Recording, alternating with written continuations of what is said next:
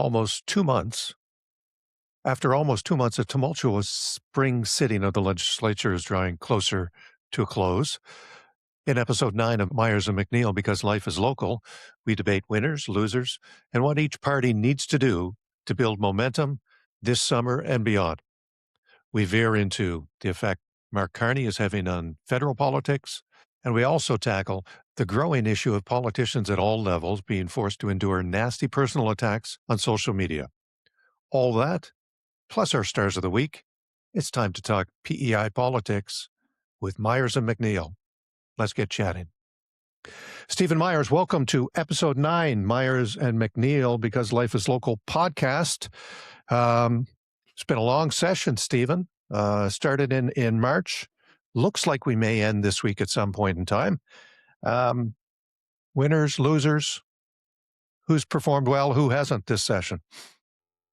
Well, it's hard to pick winners and losers out of this. I think sometimes the politicians always like to think that being in the legislature amounts to a bunch of wins. But generally, if you're opposition, you're just trying to give up government losses, which the opposition has given a number. I don't even know if they should take credit for it. Government's given themselves losses. They've tripped over their feet quite a bit. If I had to pick anybody, obviously it would be Matt McFarland, because he's held a steady voice the whole time. I think probably, and I think you probably hear a little bit of buzzing about this in the countryside, is the brand is probably going to hold Matt back more than Matt's going to hold Matt back. So that's something that for him to deal with. I guess he'll have to figure out this summer how to make the brand more popular. Well, I think we've got history to look at, and the brand, people would have said the same thing before Peter Bevan Baker won 9 seats. I think that hurt them. I don't think that helped them. And I mean, I could tell you stories, but it's not. This is what I'll say. Politics isn't about what your platform is. And I think when the Greens won those seats in 2019, they thought, well, people voted for my platform. They didn't vote first because they were angry, and they jumped on their platform and they said, no, all these things have to be true because this is what people want. And people don't read your platform. I never read a platform for the Tory party once, and I knocked on doors and won 4 elections. Not about platforms. I'm not sure what that says about the politics in general. If the candidates, politics it's about doorsteps. It's about what do people want. When somebody comes to your door, it's a great chance for you to tell them what you want. You'll probably have better access to politicians than the average person, but it's about saying what you want. My job was to take that seriously and to make it happen. So for me, I built a personal platform on the doorsteps while I went, and I tried to accomplish those things for the people that told me the things that they wanted so that I could get reelected. The party platform is something for, people like you and I to debate at election time on podcasts. the only way that strategy works is if we follow the model of the legislature up north, where there are no political parties. There are just X number of MLAs who get elected, and then they vote the premier amongst themselves, and cabinet ministers and that type of thing. You're not suggesting we get rid of political parties, are you? No, but I'm saying we still should elect independent politicians. I remain pretty independent in my thoughts over the years. So for me, was me. I think Hal Perry's Hal Perry. Like, I don't think there's people that are in the game that have been very independent of the party system anyways, and have been successful because of it. So there's something to be said about being responsive to your particular electorate and not to fall into the party's going to save me or the party's right, because obviously 150 years of history has proven that's not true. Let's look at each party. The legislature prorogued twice before we finally got back to business in the last year. The Tories really had a surprising lack of any substance to their legislative agenda, which surprises me if you think that this was the opportunity for Rob Lance to actually show Islanders what he intends to do and how he intends to do it. A, is that fair? B, did it matter to the government? And how would you rate the effectiveness of the government this session? Well, I mean, obviously it's poor. Like I said, they tripped over themselves a number of times. So that's an issue that they have to deal with or rectify somehow. But I think overall they've fallen into this trap that we're going to balance the budget, and that's the most important thing. When I've never heard from Ms. Oling, I get it, it's important from the longevity of the province, but that is not what people that what I talk to on the streets talk about at all. It's usually the cost of living and how am I going to be able to afford to do this, and how are my kids going to get a home. Those are the things that I would hear the most. And I know I'm showing my Ronald Reagan fandom here, but because I brought him up one time before, I think Ronald Reagan said something to the effect of, "We don't elect politicians to tell us what to do; we elect them to do what we want." And I think that this government has fallen into the latter, that they're going to tell us what to do, and they're smarter than us. And I think that's a recipe for absolute disaster. Well, the problem is I don't even think they meet that qualification because they're trying to make it about the budget, but they're not doing anything to actually sort of win confidence with bond rating agencies or the folks who can actually impact and will impact what type of government we deliver and how we deliver it. I mean, that's going to come down. If you read the two bond rating agencies, we've talked about this before, the two reports, they're not overly confident that this government is capable of making a 5% rollback in terms of total budget next year. We even have an example today or yesterday where the provincial government has decided to cut its internship program, which is about $642,000. Again, it's young people trying to establish themselves who are directly impacted by that cut. It's not about the bloating government. It's not about, right sizing anything. It's about, well, there's 640,000 bucks. We'll cut that and we'll say we're going to figure it out next year. Yeah, I don't understand that one. I mean, I think because you know me, but in my time, I tried to get as many young people opportunities in government as possible because I thought it was important that we keep them around. Thought it was important that we start the shift of responsibility over to some of the younger people, which I mean didn't happen with us Gen Xers. We were blocked out of participating in our younger years, which I don't know if that's what made us angry or we were just born angry. But at the end of the day, I think that taking away opportunity from youth is a major, major mistake, and it's a pillar that I would always stand against, regardless of politics. I mean, for me, it's about what can you do for youth and how can you make youth better, and this obviously is not that. So if the legislature wraps up this week at some point in time or next week, it will soon, and you're Rob Lance, what do you do this summer? I think you'll probably have the Council of Federation meeting in PEI at some point in time. I think we get to host that this year. That'll be a big event, but that's not going to really win him any pluses with the population, I don't think, is it? No, most of us won't even know what happened. I mean, unless you happen to run into a premier from some other province and happen to be in Charlton for those 2 days. I don't think Yes. it's going to mean a lot to most of us. So what would you do if you were Rob Lance this summer? I know you've mentioned go talk to people, but A, does he have the time? B, will it make a difference? And C, what does he take out of that? Yeah, I think those are very good questions. This is what I would do. I would try to get a lot of my MLAs to stand down. I would think that don't get out in front of things and don't get your picture anywhere.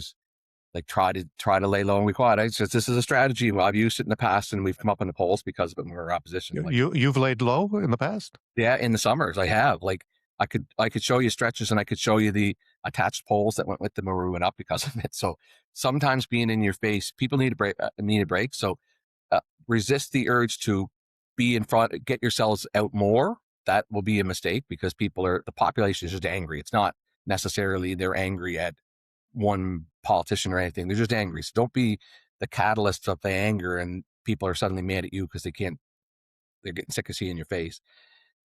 And then even Rob, for that matter, should get out. And I said this, there's lots of kitchen tables to go to. There's lots of reasons to be up east and there's lots of reasons to be up west. And, the people up west don't think he pays attention to them enough. And I talked to a number of people up there in the last couple of weeks that aren't happy with his leadership and feel like they're being ignored. They don't vote Tory anyways as a rule, but that's not a reason to not go up and at least make the Tories happy up there, because having Tories talking bad about you kills you quicker than having Liberals talking about you. I question the premier's comms the whole sort of rationale and plan behind his comms. I mean, I know there's sort of a movement in the premier's office that everything has to be a video. Dennis King was okay. He wasn't great, but he was okay with video. Rob is not great with video because he comes across as a little too wooden and a little too reading the teleprompter in front of him. Plus, I think if you think your Instagram account is going to communicate to Islanders, you're dreaming in Technicolor. You got to get out. You got to reach Islanders in different ways and in different medias, and they just don't seem to be doing that now. They've got this one video, and it's clearly not resonating with Islanders. Well, the video is targeted only one demographic, right? Like it's not necessarily targeting you and I. It's millennials and below who maybe they can convince to vote for them. Maybe they have data that says these people are the ones that are happy, and maybe it's our generation and older that are mad at them. I don't know. Maybe they know something that I don't know about That that. works. That works if you're a leader who's seen as different, I agree. who's seen as visionary. Obama, Carney to a certain extent, given the transition that he picked up after, or where he's taken the country. It may hit him in the face soon enough because he's definitely not a liberal anymore. He's a progressive conservative. Finally, we have a progressive conservative, though. Well, right. I mean, it's that is interesting because people in the progressive side of the Liberal Party are saying, well, 14 MPs wrote a letter. They signed the letter saying that the prime minister's doing non-progressive things and needs to think twice about it, but they don't have the courage to release the letter and their names publicly. Yeah. So what does that tell you? The letter doesn't exist, if that's the case. Well, but you know, this is a veer now. We're into a veer, but Carney, in reasonably short order, has changed what people expect is possible with the Canadian government. In terms of, you look at what the agreement that he's made with Daniel Smith, and frankly, I thought the prime minister saying what she's doing is similar to what David Cameron did in the UK on Brexit. It could turn out to be prophetic, because I saw something today. The head of the UCP party expects most members to vote for separation, and she is opening a can of worms that shouldn't have been opened. And because Alberta isn't going to benefit if they separate, how are they going to get their oil anywhere? The tariffs on that distribution will go up significantly overnight.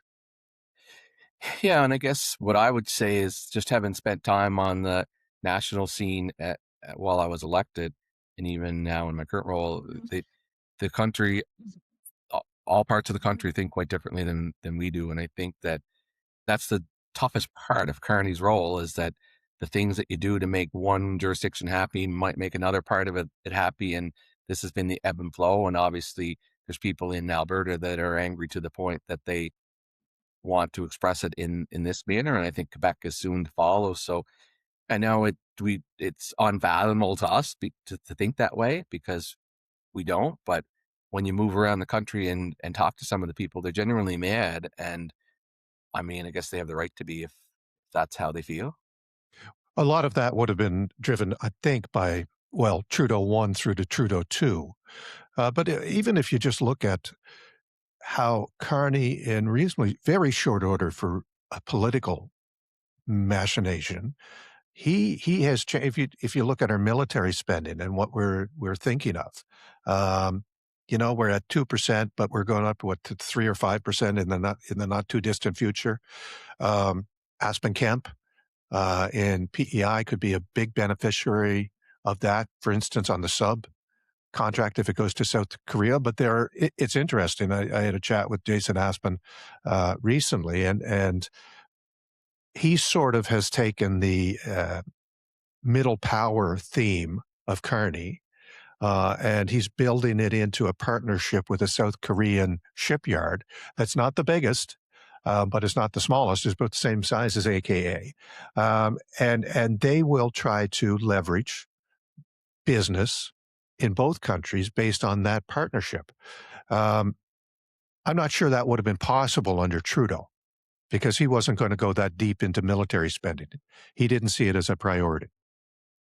No, and it's fair. I think that there's probably a lot of opportunity right across the country in all aspects of the economy around defense spending. Like there's a lot of dual use opportunities that are arising from it, and I think we're just at the very beginning of what we will see come out of it. I think it obviously federal government can't move quickly just because of the sheer size of it.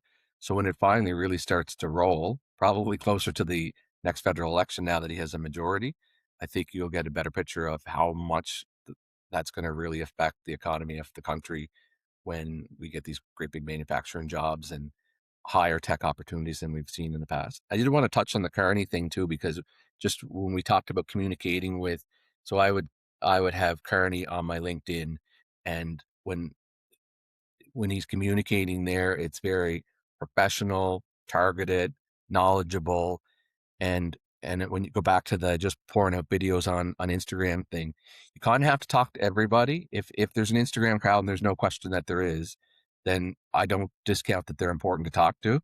There's people like I would only really use LinkedIn. I would glance at Facebook to see who's really angry or what's going on, but I don't really use it. LinkedIn is where I would get the majority of my contacts, and my that's where my network is, and that's the people who I talk to a lot of my weeks. And you look at his LinkedIn, he's sharp, he's on point, he's speaking to the people that are on LinkedIn. So I think that there's a different methodology for each platform that you might speak on, and you should speak on them all.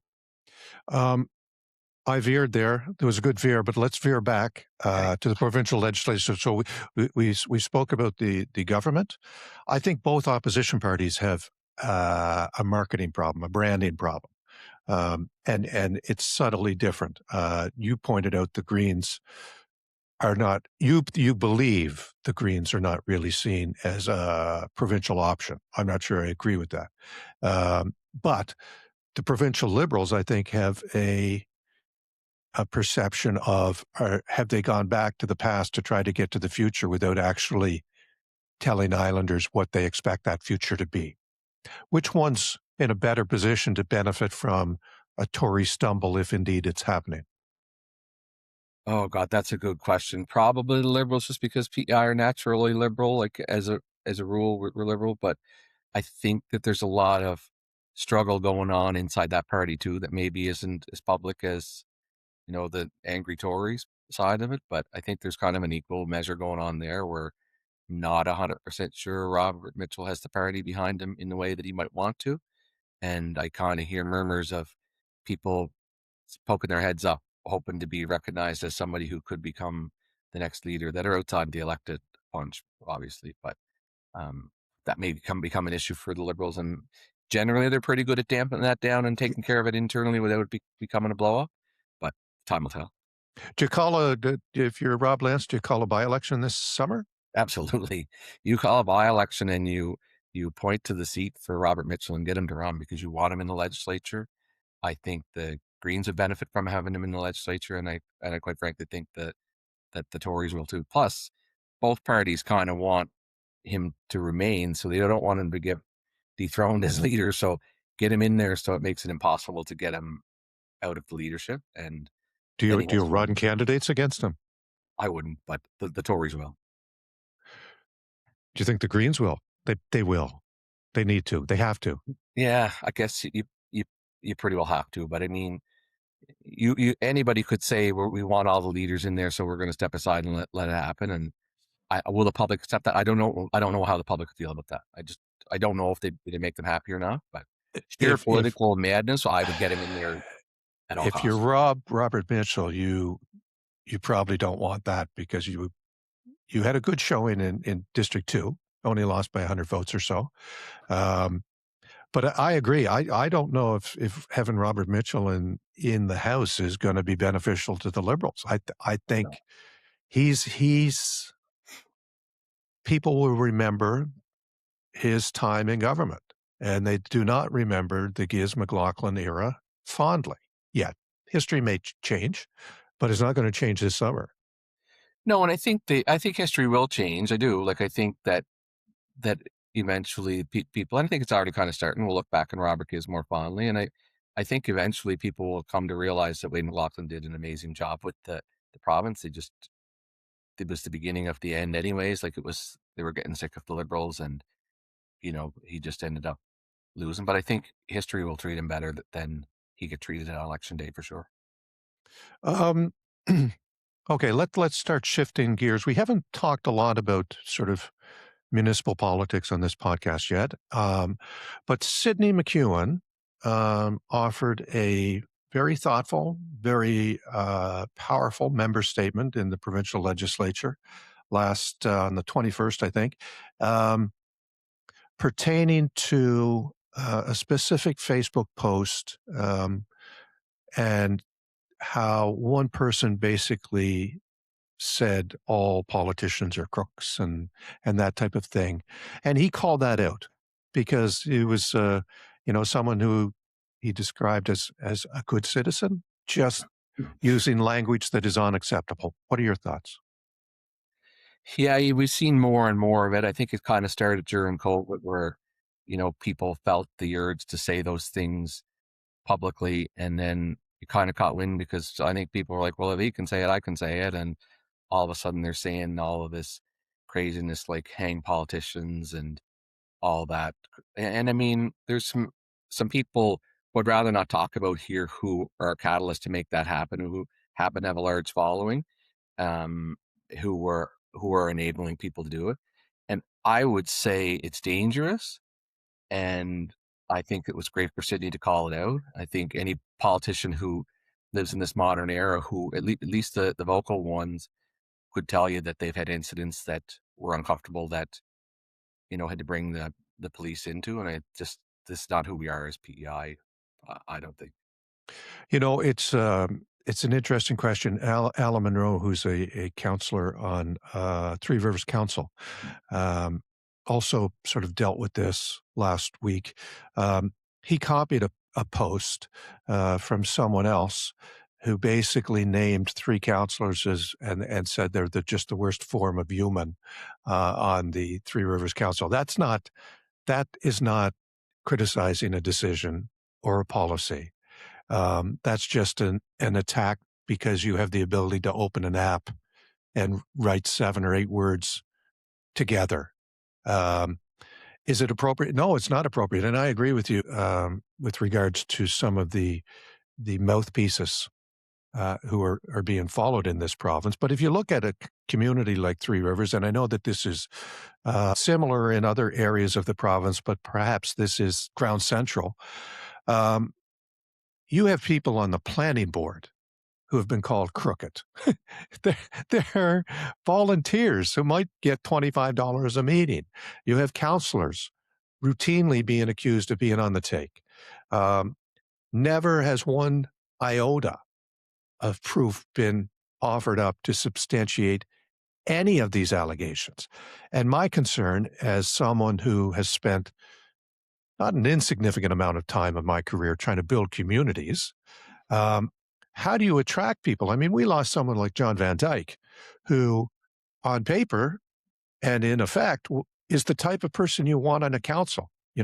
Retired principal, has some time on his hands, wants to give back to his community, um, and he just had enough of the BS at the end of the day. So, how do we begin to change the narrative? I've always thought that the only way to tackle some of these issues is to get people who oppose each other in the same room to have a discussion, because if you're in the same room, it makes it far more difficult to use some of the vitriol that we routinely hear. It doesn't seem to be There doesn't seem to be a willingness on either side to do that at this point. Yeah, I know in my past, I used to, people said something nasty about me on Facebook. I'd jump in the car and go right to their house and have a discussion. And in the past, the debate wasn't quite as lively face to face as it appeared to be on Facebook. I'm not sure that that's a strategy I'd use today. Like, I think some of the people are way too far gone, and I don't. I think that would give you an altercation that you might not want on that front. I said one time, and I don't know if it would be helpful or not, but we almost need to have a coalition of the sane patrol Facebook all the time and call people out when they do it. No, like, call it the coalition of the sane. And whenever somebody's saying those things, come tell the group, come here and push back on this person, because I think that these people post things on Facebook and think because no one pushed back on them and everybody agrees with them, when 90% of the population is looking at them as like, what are you doing? Like, what? That's You not a know, normal thing.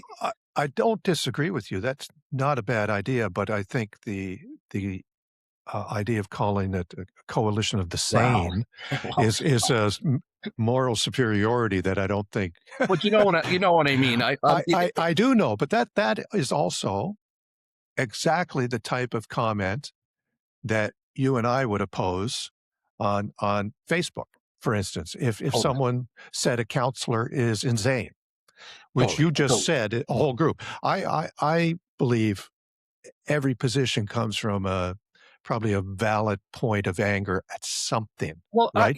maybe, Paul, maybe, but I think it has to do with Facebook algorithms and it's feeding off itself. And I seriously wonder, coming out of COVID, if people haven't checked in on people and said, "Are you okay?"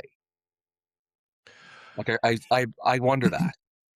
This is more than that. I mean, if you take Three Rivers, Three Rivers is now in its third or fourth minister of land who Yep. is refusing to implement the Three Rivers bylaws, I the think it new got signed. bylaws. I think Darlene said she signed it. When did she sign it? I just heard her say it in the legislature one day. Oh, maybe that was Charlottetown's. The Charlottetown was signed. Three Rivers, I believe, is still waiting.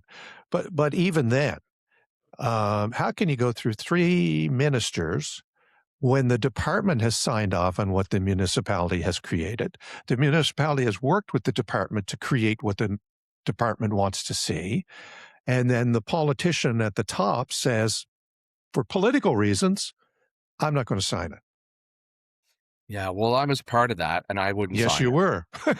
And I wouldn't sign it today if I had the chance. So I But would isn't that 100% you? Isn't stand that by. you deciding that your politics is more important It's than the law is municipal written. council politics, who are The law taking is a written. shit kicking? The law is written that the minister has the final say. And if you don't want that in the law, change the law. But the law is written that way for a reason, and I use it. And I'll tell you, like, because at the time I was called into it, it was complete chaos in Three Rivers over the monk situation. And do I think that the monks are lily white? Absolutely not. I don't know what's going on. And does it have to be dealt with? Yes.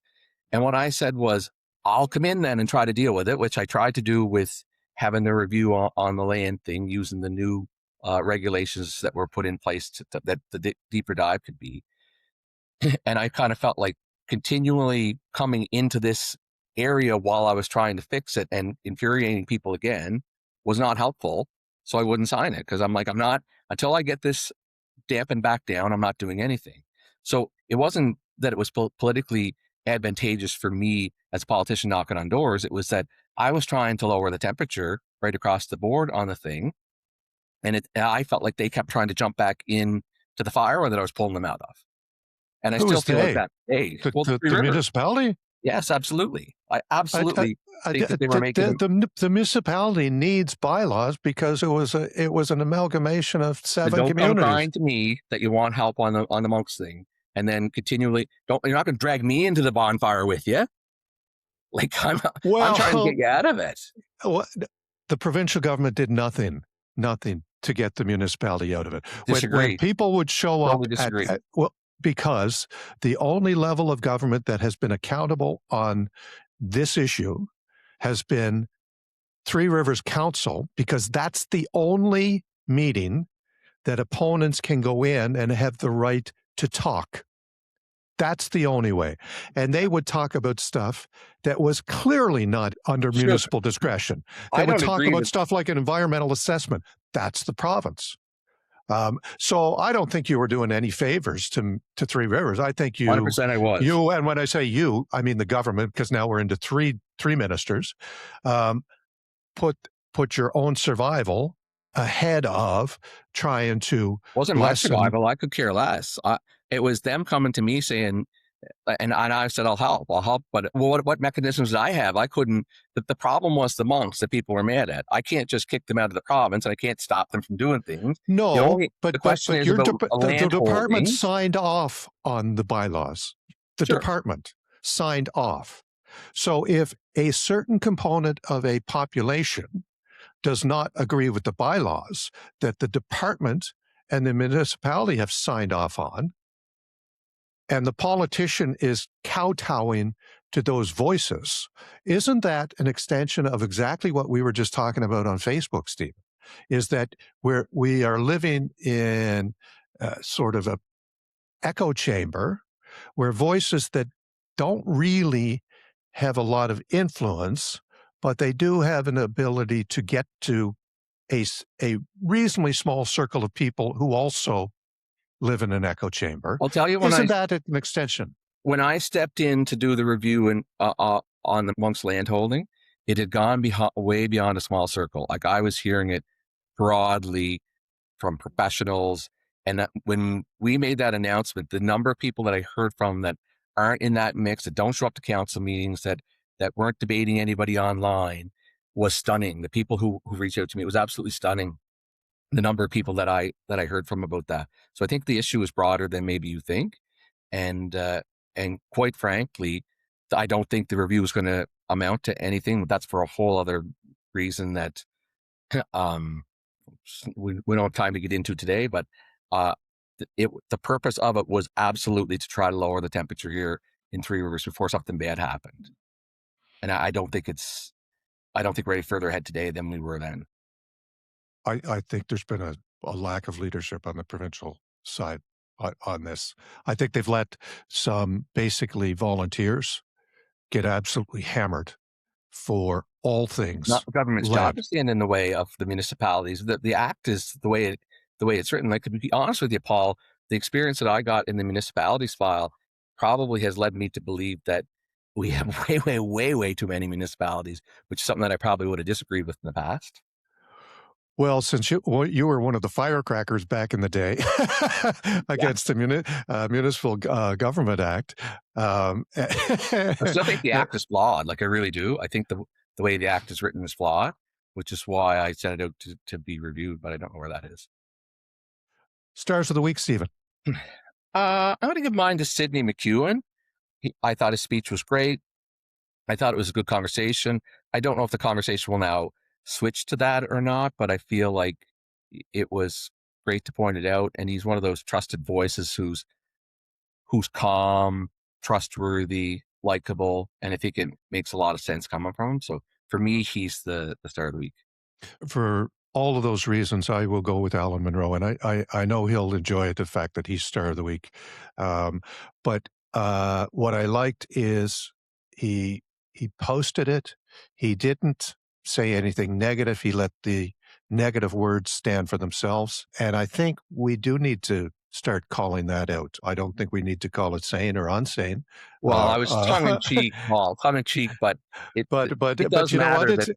It's an interesting idea. If you put out a call for, and if you got 500 people in this province who are willing to be part of a group who would uh, effectively and sincerely hold truth to power, that could be an interesting pushback. That could be an interesting pushback. Maybe you should start a Facebook page. Oh, I don't know if I have the. Because life is local. You should start a before. Maybe somebody else can start it. I Maybe would we could do join, that.